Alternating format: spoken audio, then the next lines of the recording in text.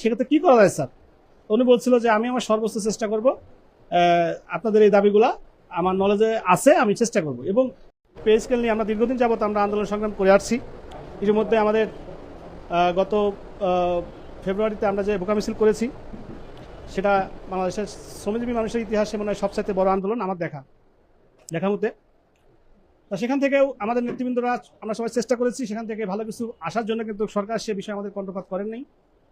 তো যেহেতু আগামী 8 বাজেট শুরু হবে এবং আমাদের নতুন সরকার দেশ চালাচ্ছে, সেক্ষেত্রে তাদেরকেও সুযোগ দিতে হবে এবং তাদেরকে দাবিও করতে হবে। আমি আপনাদের অবগতির জন্য একটু শেয়ার করি।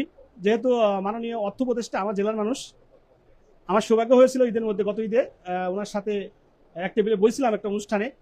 আসলে তো ওনারা তো মানে উনি যদি পলিটিক্যাল মানুষ হতো তাহলে ওনার সাথে আরো ভালোভাবে মিশতে পারতাম। উনি যেহেতু শিক্ষক মানুষ, ঢাকা বিশ্ববিদ্যালয়ের শিক্ষক উনি, তা আমি দু এক মিনিট বসে একটু আলোচনা খোঁজা দিয়েছিলাম। খোঁজা দেওয়ার পরে উনি আমার কথা একটা উত্তর দিয়েছিল যে, বাবা, যদি আমার পকেটে থাকে আমার বাজার করতে কিন্তু সমস্যা হয় না।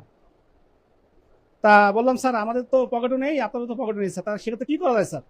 উনি বলছিল যে আমি আমার সর্বোচ্চ চেষ্টা করব, আপনাদের এই দাবিগুলা আমার নলেজে আছে, আমি চেষ্টা করব। এবং রিসেন্টলি যেটা আমি আরেকটু ওনার যারা সব পাশাপাশি থাকে, ওনার সাথে চলাফেরা করে, তাদের মাধ্যম দিয়ে সেটা আমার মাননীয় সংসদ সদস্য খুব আস্থাবাদী, ওনার সাথে অল টাইম থাকে। আমি হারুন ভাইকে বলেছিলাম যে ভাই, আমাদের বিষয়টা একটু দেখেন এবং আগামীতে যদি কোনো আন্দোলন সংগ্রাম আমরা করি বা আমাদের অনুষ্ঠানে যদি আপনাকে আমরা পাই, সে বিষয়ে যেন আপনি আমাদের সহযোগিতা করেন। হারুন ভাই তাকে বলছিল যে স্যার এটা কি কি করা যায়।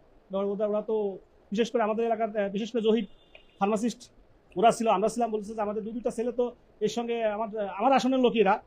তা উনি তখন বলতেছিল যে আমি একটা কিছু দিব, আগামী বাজেটে আমি একটা কিছু দিব, কি দিবে সেটা উনি বলে নাই। তা সেক্ষেত্রে আমি বলবো আপনাদের, বা আমরা যদি সবাই লেগে থাকি, আমার মনে হয় পজিটিভ কিছু আসবে।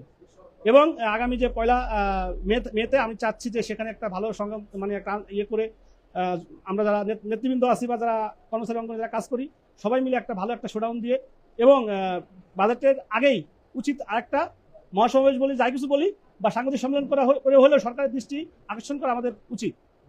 আমি আমার বক্তব্য দীর্ঘায়িত করবো না। সবাইকে সুস্বাস্থ্য কামনা করে আমি আমার বক্তব্য শেষ করছি। আল্লাহ হাফেজ।